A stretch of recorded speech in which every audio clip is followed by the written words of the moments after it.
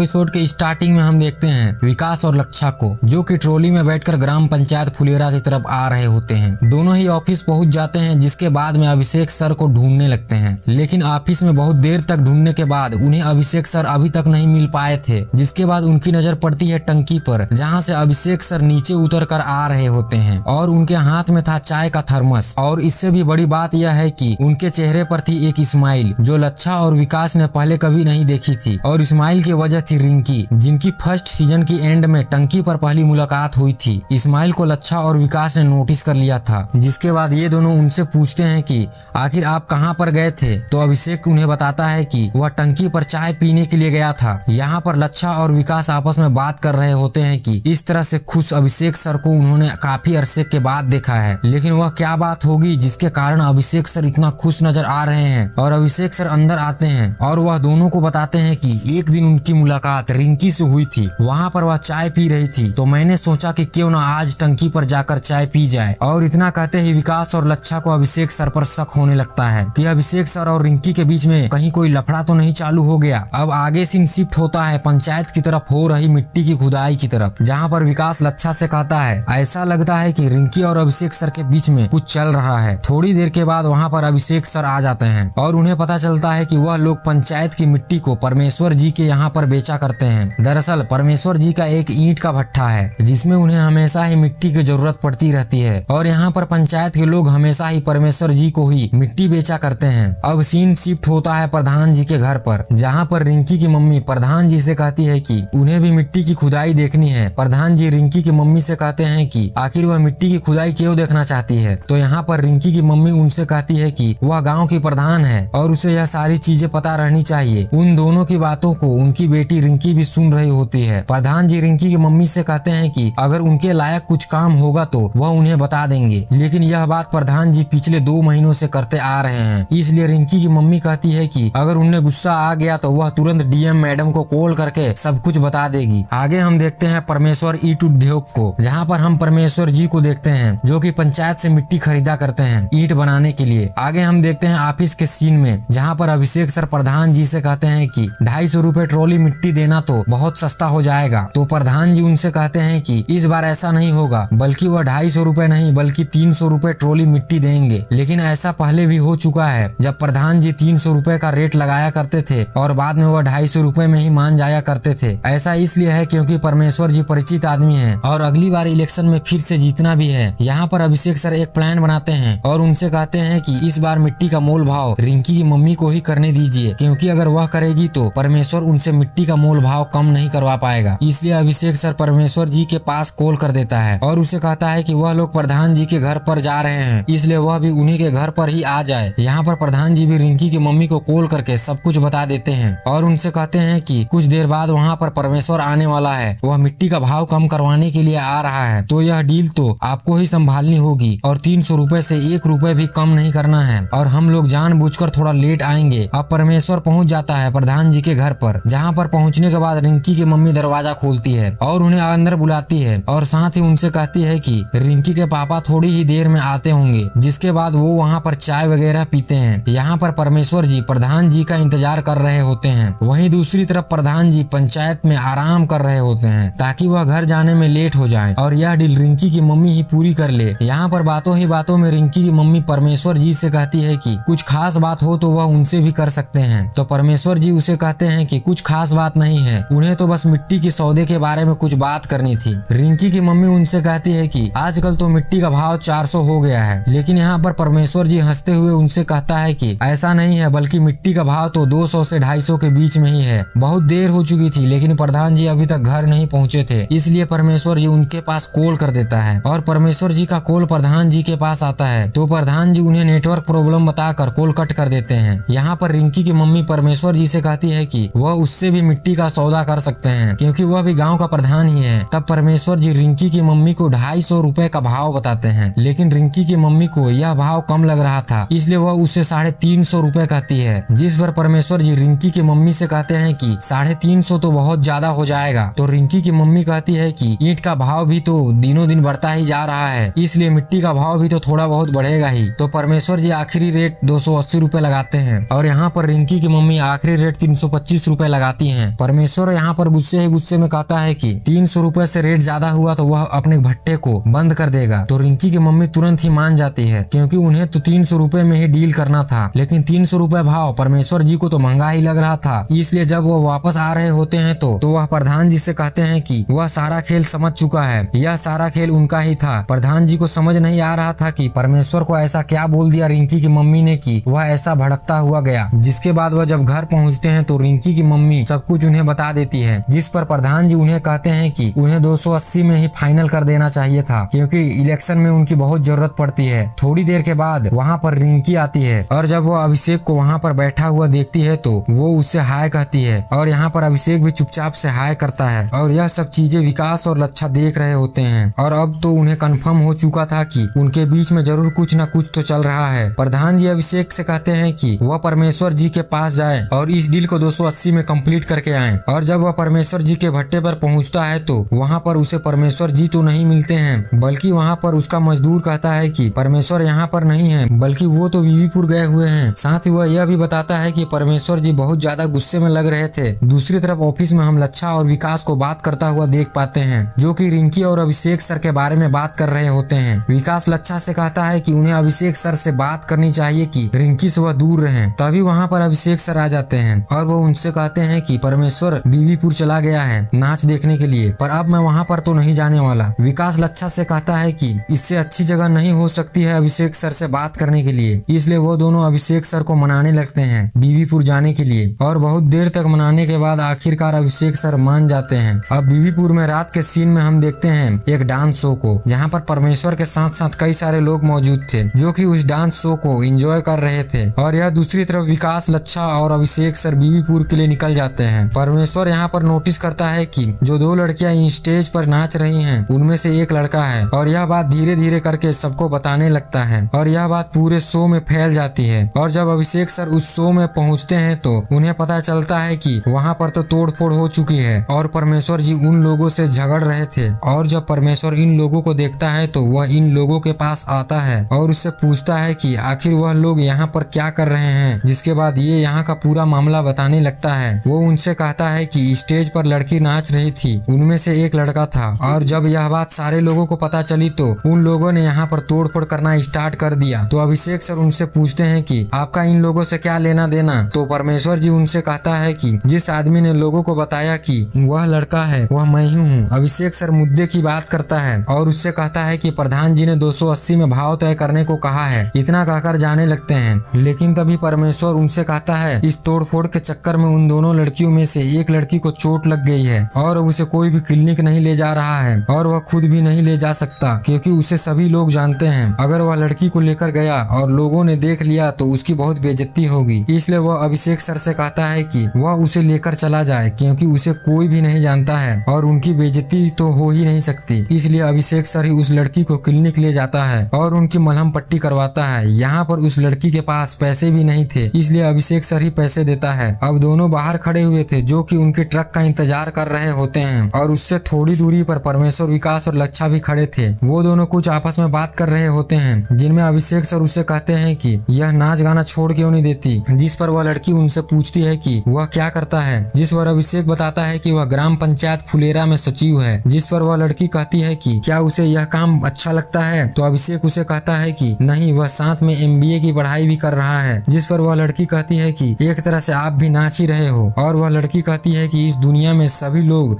कहीं ना कहीं नाच ही रहे हैं। थोड़ी देर के बाद वहाँ पर विकास और लच्छा आते हैं और वह अभिषेक सर से कहते हैं कि क्या वह उसकी गर्लफ्रेंड बन चुकी है। जिस पर अभिषेक सर उनसे कहता है कि वह उसकी गर्लफ्रेंड क्यों बनेगी, यहाँ से निकलने के लिए 1 साल ही तो बचा है, इसलिए यहाँ पर गर्लफ्रेंड क्यों बनाएगा। इस बात को सुनने के बाद लच्छा और विकास को एहसास होता है कि रिंकी और अभिषेक के बीच में ऐसा कुछ भी नहीं चल रहा है। और इसी के साथ एपिसोड 1 यहीं पर खत्म होता है। अगर आपको यह एक्सप्लेनेशन अच्छा लगा हो तो एक लाइक और ऐसे ही वीडियोज देखने के लिए हमारे चैनल को सब्सक्राइब करें। हम मिलते हैं नेक्स्ट एपिसोड में, तब तक के लिए bye bye and take care. जय हिंद, जय श्री राम।